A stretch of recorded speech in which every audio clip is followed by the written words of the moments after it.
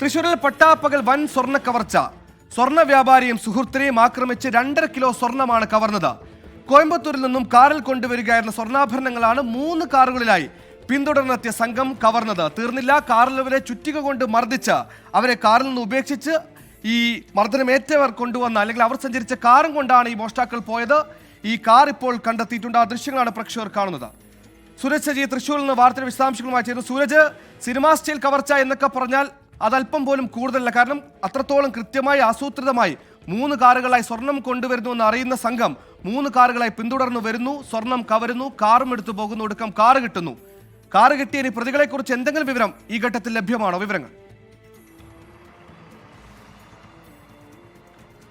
സുഹൈൽ, സ്വർണം പൊട്ടിക്കൽ തന്നെയാണ് ഈ ദേശീയപാതയിൽ നടന്നത് എന്നുള്ളതാണ് പോലീസിന്റെ നിലവിലത്തെ നിഗമനം. അത് അടിസ്ഥാനപ്പെടുത്തിയുള്ള അന്വേഷണം മുന്നോട്ട് പോകുന്നതിനിടയിലാണ് ഇപ്പോൾ ഈ കാർ കണ്ടെത്തിയിരിക്കുന്നത്. ഇന്നലെ രാവിലെ 11:30 തൃശൂർ മണ്ണൂത്തി ദേശീയപാതയിൽ ഈ വഴുക്കുംപാറയ്ക്ക് അടുത്ത് കല്ലിടുക്കിലാണ് ഈ കാർ തടഞ്ഞു നിർത്തി 2.5 കിലോ സ്വർണം കവർന്നത്. കോയമ്പത്തൂരിൽ നിന്ന് വരികയായിരുന്നു തൃശൂർ സ്വദേശിയായിട്ടുള്ള സ്വർണ്ണ വ്യാപാരിയും സുഹൃത്തും.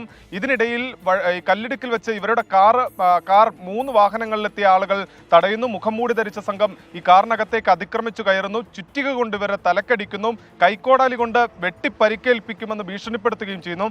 അങ്ങനെ ഇവർ ഈ കാറിനകത്ത് ആദ്യഘട്ടത്തിൽ സ്വർണത്തിന് വേണ്ടി തിരച്ചിൽ നടത്തിയെങ്കിലും ഈ കാറിൽ നിന്ന് സ്വർണം കണ്ടെത്താൻ ഇവർക്ക് കഴിഞ്ഞില്ല. ഇതോടുകൂടിയാണ് ഈ കാറിനകത്തുണ്ടായിരുന്ന സ്വർണ്ണ വ്യാപാരിയെയും സുഹൃത്തിനെയും ഈ കാറിൽ നിന്ന് വലിച്ച് പുറത്തിറക്കി ഇട്ട ശേഷം ഈ കാറുമായി സംഘം അവിടെ നിന്ന് കടന്നു കളയുന്നു. അതോടൊപ്പം തന്നെ പിന്നാലെ വന്ന കാറിൽ ഈ 2 പേരെയും, സ്വർണ്ണ വ്യാപാരിയെയും അദ്ദേഹത്തിന്റെ സുഹൃത്തിനെയും ഈ കാറിൽ കയറ്റുകയും ചെയ്തു. പിന്നീട് ഇരുവരെയും 2 സ്ഥലങ്ങളിലായി ഉപേക്ഷിച്ചു.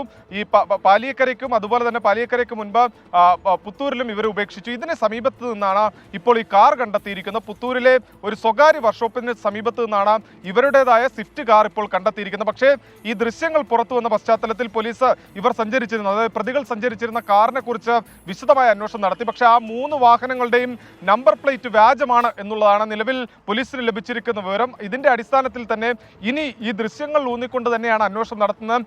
ഏത് വഴിക്കാണ് ഈ വാഹനങ്ങൾ പോയത് എന്ന് കണ്ടെത്താനുള്ള ഒരു ശ്രമം പോലീസ് നടത്തുന്നു. അതോടൊപ്പം തന്നെ കൃത്യമായ ആസൂത്രണം ഈ കവർച്ചയുമായി ബന്ധപ്പെട്ടുകൊണ്ട് നടന്നിട്ടുണ്ട്. കാരണം ഈ വാഹനത്തിൽ സ്വർണ്ണമുണ്ട് എന്നത് സംബന്ധിച്ച് കൃത്യമായ വിവരം കൈമാറിയിട്ടുണ്ട്. അങ്ങനെയുള്ള ഇതുമായി ബന്ധപ്പെട്ട ഇടപാടുകളിൽ ആരൊക്കെ പങ്കാളികളായിട്ടുണ്ട് എന്നത് സംബന്ധിച്ചുള്ള വിശദമായ അന്വേഷണത്തിലേക്ക് കടക്കുകയാണ്. എന്തായാലും ഈ കണ്ടെത്തിയ സ്വർണ്ണ വ്യാപാരിയുടെ കാറ് നിലവിൽ പീച്ചി പോലീസ് സ്റ്റേഷനിലേക്ക് മാറ്റുകയും ചെയ്തിട്ടുണ്ട്. സുഹൈൽ, ശരി, സൂരജാണ് വിവരങ്ങൾ നൽകിയത്. ആ ദൃശ്യങ്ങൾ പോലും എന്ത് ഭയാനകമാണ്. പട്ടാപ്പകലാണ്, ഒരുപാട് വാഹനങ്ങൾ ആ നിരത്തിലൂടെ പോകുന്നുണ്ട്. അതിനിടയിൽ സ്വർണം കൊണ്ടുവരുന്ന കാറിനെ പിന്തുടർന്നെത്തിയ ഒരു 3 കാറുകൾ അവിടെ നിന്ന് സ്വർണവുമായി കടന്നു കളയുന്നു, കാറിലുള്ളവരെ ആക്രമിക്കുന്നു. ഇപ്പോഴും പ്രതികൾ ആരാണെന്ന് വ്യക്തമായിട്ടില്ല. മുഖംമൂടി സംഘമാണ് ആക്രമണത്തിന് പിന്നിലെന്ന് മാത്രമാണ് അറിയാൻ കഴിയുന്നത്. ഈ സ്വർണം പൊട്ടിച്ചു എന്ന് പറയപ്പെടുന്നവരുടെ വാഹനം ഇപ്പോൾ, ഈ സ്വർണം കൊണ്ടുവന്ന വാഹനം ഇപ്പോൾ കണ്ടെത്തിയിരിക്കുന്നതാണ് ഈ വാർത്തയുമായി വരുന്ന ഏറ്റവും പുതിയ അപ്ഡേറ്റ്. സൂരജ് സജിയാണ് തൃശ്ശൂരിൽ നിന്ന് വാർത്തയുടെ വിശദാംശങ്ങൾ നൽകി.